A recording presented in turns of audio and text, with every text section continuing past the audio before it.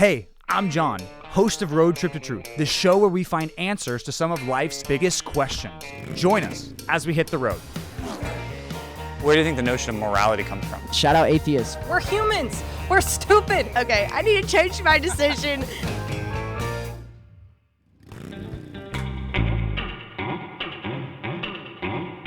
In many ways, we're living in the dawn of a new age. Every day, your favorite social media platforms are plastered with progressive ideas about politics, economics, technology, morality, religion, race, and gender.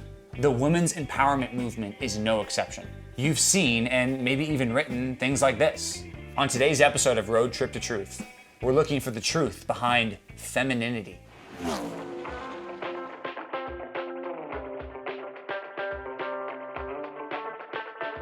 What do you think it means to be a woman? To be powerful. To be confident in yourself despite what society tells us our standards should be.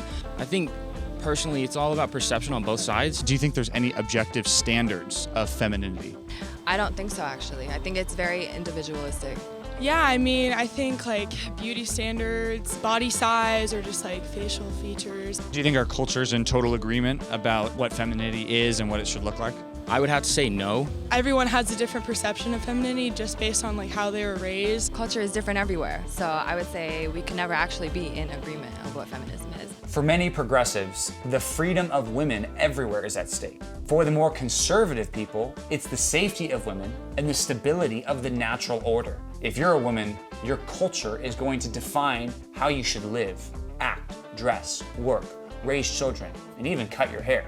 And if you're a man, then chances are pretty good you want to marry a woman. Who gets to decide what makes a suitable wife? To navigate our way through this debate, we'll present the two dominant models, the traditional model versus the modern. The differences between the traditional and modern models of femininity can be seen in three categories. The physical, biologically, what makes a woman a woman? The emotional, how do women express their feelings? And the performative, what role do women play in the family and society as a whole? First up, traditional femininity. Would you say there's any physical differences between men and women? Anatomically, yeah, that's a huge difference between a man and a woman. On a scientific average, men are going to be stronger, faster, better at most physical things. Anatomy, I would say that's about it. To sort through this contentious issue wisely, I sought out Blair Linne. Blair is an actress, author, speaker, as well as one of the originators of the Christian spoken word genre. She has tackled many different topics through her body of work, including what it means to be a woman. She will be a great help on our journey to finding out what true femininity is. What was traditional femininity's stance on the difference in the physical makeup between men and women? Traditional femininity took the physical differences of men and women at face value. They looked at a woman and they knew it was a woman, and looked at a man and knew it was a man. For example, generally speaking, men have a greater muscle mass than women, and women are able to bear and nurse children. Let's go back in time, right? Let's say 120 years. Which gender did society think was physically stronger? Definitely male. Male. Men or women? Why? Because that was just the bias that was implied on society then.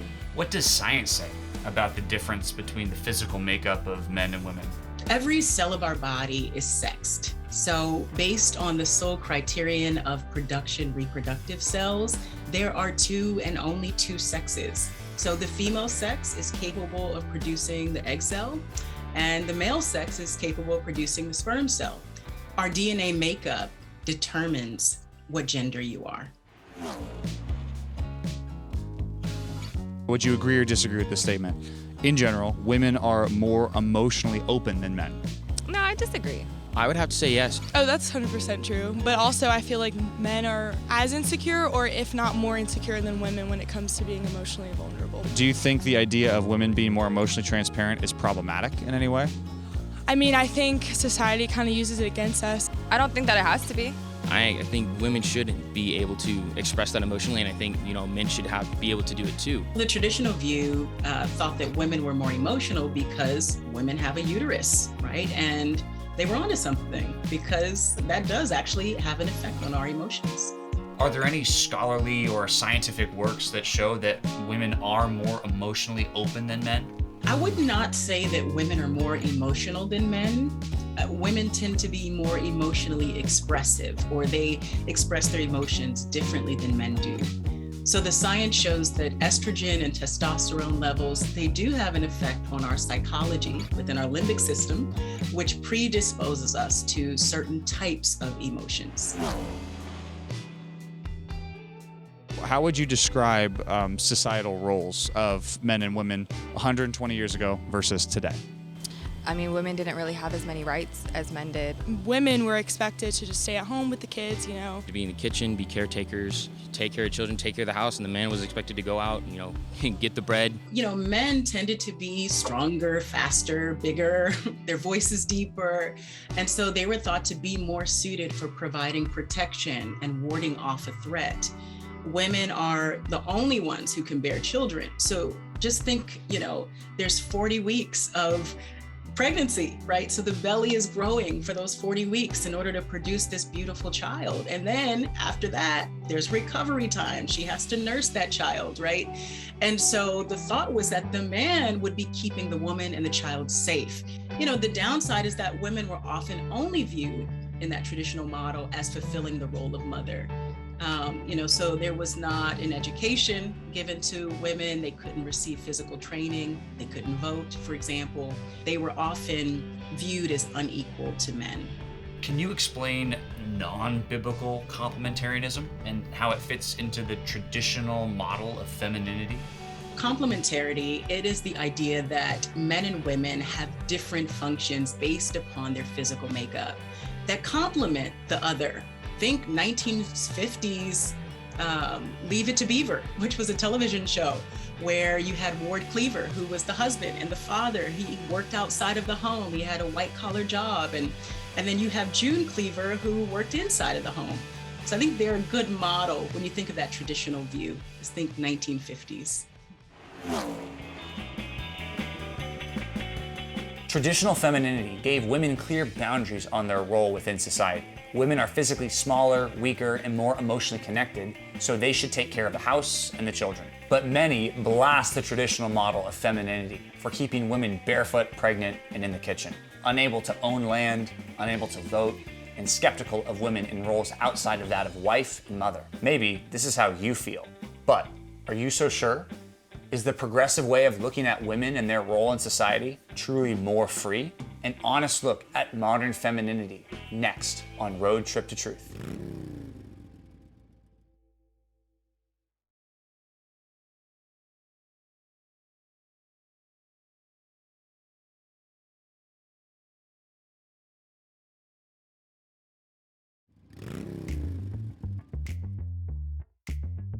Would you consider yourself a feminist? I would. Yes, but I'm not gonna be protesting against the patriarchy. What do modern feminists fight for? Women should not have to have a man.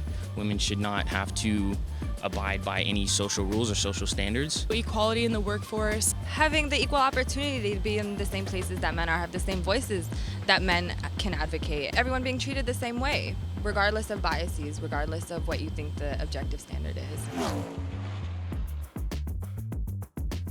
Modern feminists stand against what they see as a limited role of women promoted by the traditional model of femininity. First-wave feminists in the early 20th century fought to give women the right to vote, to receive equal pay for equal work, and to decide for themselves what role they serve in society. They fought to make women free. But are they truly free? As is always the case with what we deem to be progress, there is always some type of trade-off. Feminists argue that their cause has only brought gain without any pain or trade-off. But is that true? To find out, we need to examine the modern model of third-wave femininity and how it describes the physical, emotional, and performative aspects of being a woman. Let's dive in. By today's standards, what physically makes someone a woman? Your physical body parts, I think, makes you a woman. Biological structure, you have bone density, muscle density. I don't think there are any physical differences. By today's standards and beliefs, what physically makes someone a woman? By modern's view of femininity, they actually don't know how to define or have chosen not to define what it means to be a woman. What they have done is really separated sex from gender. And so they don't see that there's any difference physically, kind of from a man or a woman. So do you think biology can be ignored if someone feels like they want to be a woman? Anatomy may not be the physical difference between a man and woman, maybe between female and male, but maybe not between a man and a woman. Can biology be ignored if someone feels like a woman? I would say no, based upon how you feel, that does not change your biology. And I would say that you should go based upon your biology because we feel a lot of things. Sometimes we feel things and those feelings change, but our biology is set. And so we have to base who we are based upon our DNA, based upon what's true. Do you think it's a harmful stereotype to say that women are more emotional than men? I think that damages women's reputation. Yeah, I think that definitely can have some negative appearances to it. How would this model explain the disparity in emotions between men and women? Third wave feminism would actually say that there is not any emotional disparity between men and women, even though 10 years prior, the consensus would say that there were some differences. What societal roles do you think are better for men and which ones are better for women? Obviously, there's different roles of a mother and a father, but I think now I feel like you can kind of intertwine the two. No, there's nothing wrong with having a woman in any position or anything like that. If you do a good job, you love doing it, go for it. I mean, I don't like to enable societal roles. I'm trying to break gender roles. So me saying it would kind of be agreeing with and enabling it. What do you make of this idea that women should be in every position or role that men are?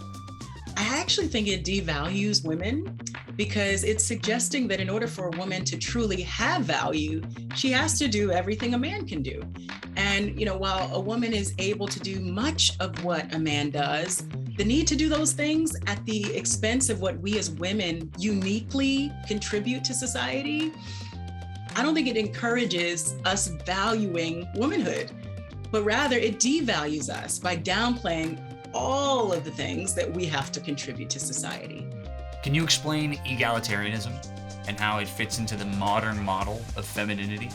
The root word for egalitarianism is equality. Similar to complementarianism, egalitarianism starts with the idea that men and women are equal in value.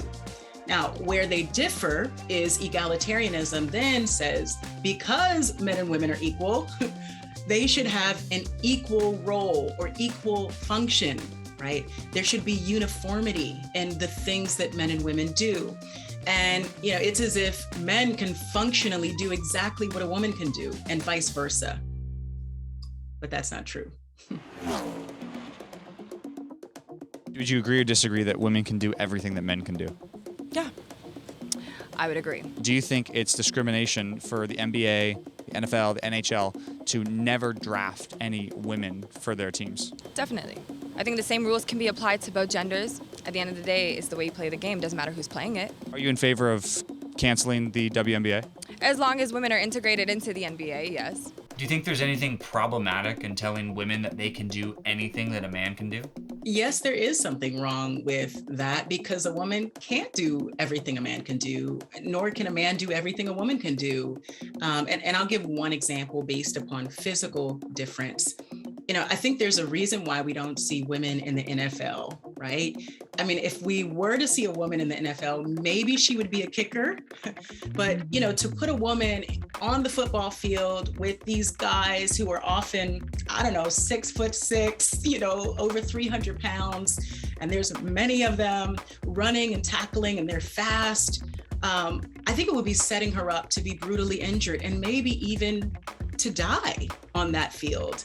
And so telling her that she can compete on the same level without any concern, it would be setting her up.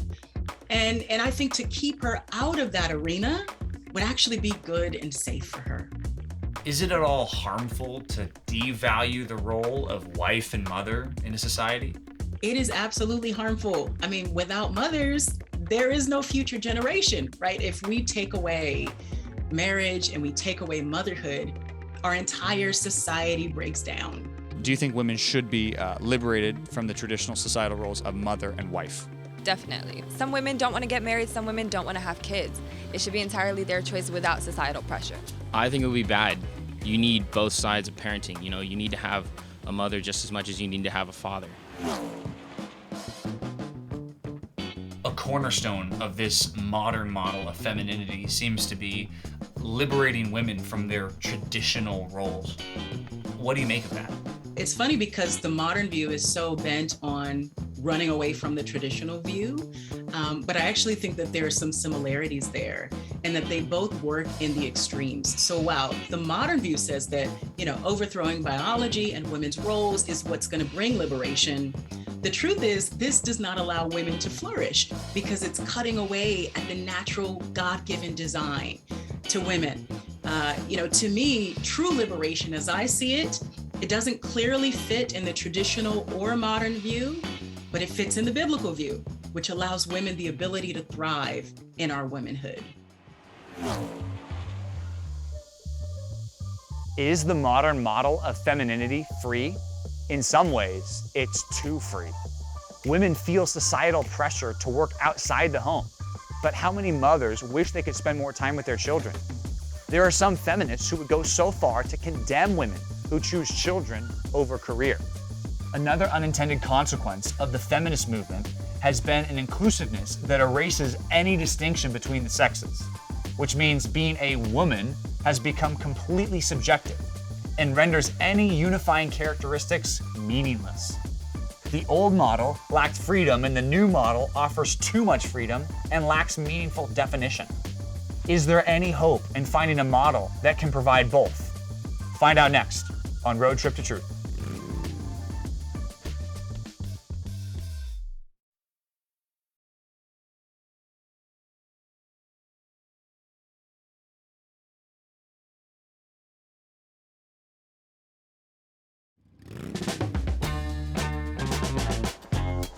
The cultural debate on what defines a woman can be roughly split into two models, the traditional and the modern. The traditional model of femininity is strong on physical and emotional definitions, but performatively, women are restricted to societal roles of wife and mother. In other words, it's low on freedom. The modern model of femininity says women are completely free to choose their own roles in society. But physically, anyone can be a woman, including men. In other words, it offers too much freedom while being low on meaningful definitions. So, with severe deficiencies in each model, where do we look? Is there some other model that can give women a sound standard to live by? Well, hold your skepticism, because we're going to consider the Bible. The biblical model of femininity can be broken into three categories: the physical, the emotional, and the performative. Category 1, the physical. According to the Bible, there are only two genders, male and female. Humans are what's called sexually dimorphic. That is, men and women exhibit physical differences beyond those of their reproductive systems.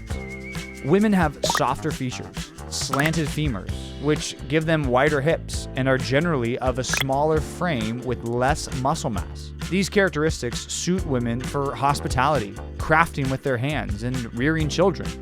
But despite their physical differences and their perceived usefulness, the Bible is clear. Men and women are of equal value, equally reflecting the glory of their perfect and holy Creator. And this value stays constant no matter what culture says. Any teaching, whether traditional or modern, that declares men are more important or valuable than women is in direct violation of this first principle and is thoroughly unbiblical. Category number 2, the emotional. The Bible shows women as nurturing, empathetic supporters who bring a strong connectedness to their relationships. It's not that women are more emotional than men, as both share the same emotions in different measures, but women tend to be more emotive or expressive with their emotions. Category 3, the performative. Flowing out of God's design for women as the gentler, hospitable, more empathetic members of the human race, women are called to fulfill the role of submissive supporter.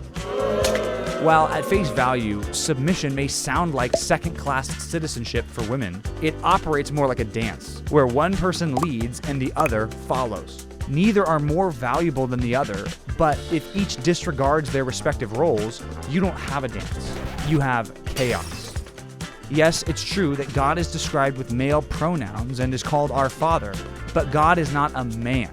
He's male in his essence, yes, but it still requires two genders to glorify God to the max. In this way, women are a rich complement to their male counterparts, bringing glory to a God that exemplifies leading and submission. And if you still are not persuaded that it's a noble thing to be a helper to others, God describes himself as a helper. The perfect, most powerful creator of all life calls himself helper. And what's good enough for God is good enough for the women that he's created.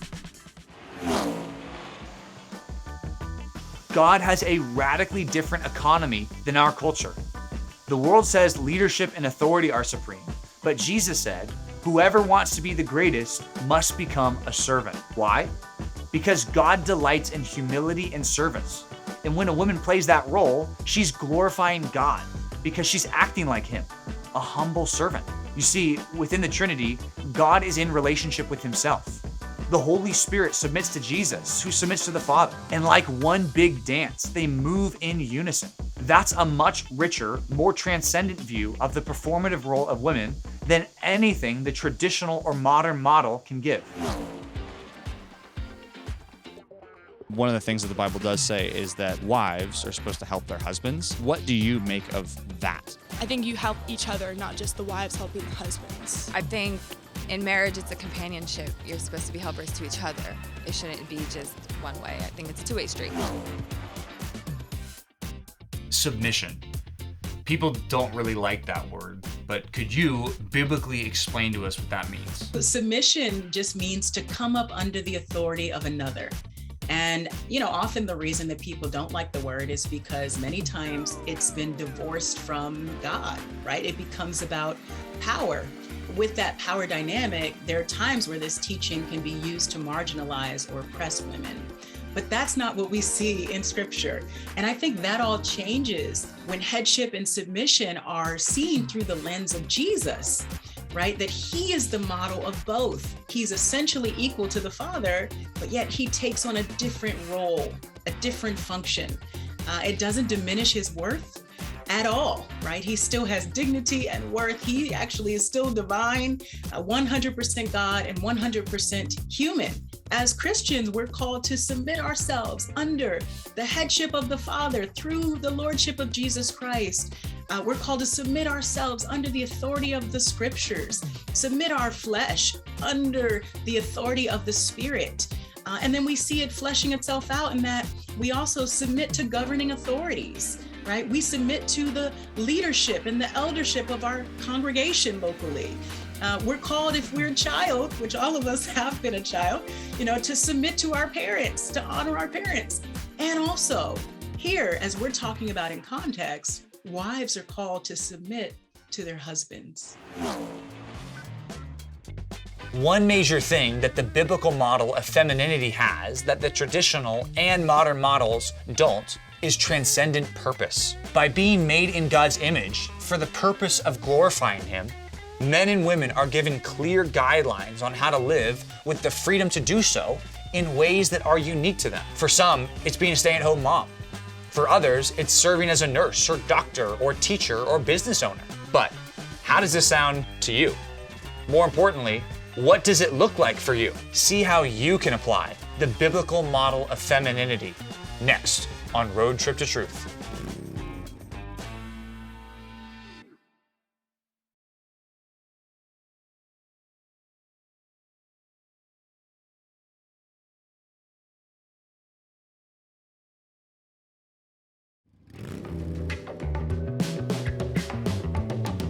For society to be stable, it needs to have a unified culture. And unified culture is built upon shared definitions on foundational ideas: morality, scientific study, entertainment, law, and gender, just to name a few. Right now in the West, we do not have a shared definition of femininity This leads to some saying women should only focus on the home, while others argue that anyone can be a woman, including men. Holding to either extreme leaves many unsatisfied. Maybe this is you. You've tried being a woman in the traditional or modern models, and they've both left you feeling like something was missing. You're frustrated, and you don't feel like you're acting according to something true inside of you. Enter the biblical model of femininity, a model designed by God that gives clear and satisfying definitions for men and women, all while highlighting our greater purpose on earth, to glorify God. What would you say to somebody who is dissatisfied with how the world defines femininity? Honestly, that's probably how they should be feeling. When we're looking to the world to define something that God has already clearly defined, right? He already has an answer for. The world is going to come short, right? So even the traditional view, the modern view, it's going to fall short from the biblical view, which is why it's so important for us to actually open up the Bible so that we can understand our purpose. We can understand why God made us and how we can live out the gender that He's given us. Why must someone be a Christian to really fulfill all that's involved in biblical femininity? Why can't we just take some parts and leave out the parts we don't like? Think about it this way. If you take a factory, right, and that factory produces a particular product, and that product says, well, I don't want to live out this purpose that I've been given. I want to do something different. That's not the original design. That is not what that product was created to do or to be. God is the potter and we are the clay. And just like that product in that factory refusing to live out its function, if we as women refuse our role, our God-given role, then we're not going to live out the way that God has intended us to live. How is this biblical femininity model more hopeful than the traditional or modern models? Actually, many are turned off by the concept of biblical womanhood because 1950s traditional view oftentimes is sold as the biblical view. I think people saw very little Bible being emphasized at times, but also the traditional view, it downplays singleness or those who can't bear children. And I think it also can lead to extreme abuses for women. So for example, someone who holds to a traditional view of submission, right? They might mean that a woman may have no voice or opinion, or that a woman never leaves the house or can have no hobbies or interests outside of marriage and mothering. And then on the other side, the modern model, it devalues womanhood and the uniqueness of womanhood to the point of oblivion, right? And so the biblical model, it actually gives us a lot of hope. It gives hope for girls, hope for single women, hope for married women, hope for widowed women. It lets us as women know that our purpose and our value, it will not move, it won't shift because it's rooted in God Himself. And God has uniquely created women as a good thing to display His glorious beauty and how we as female image bearers, how we worship Him and how we bless others. Whether you're a man or a woman, you now have a decision to make. Whose model of femininity are you going to follow? And until next time, I'll see you out there on the road trip to truth.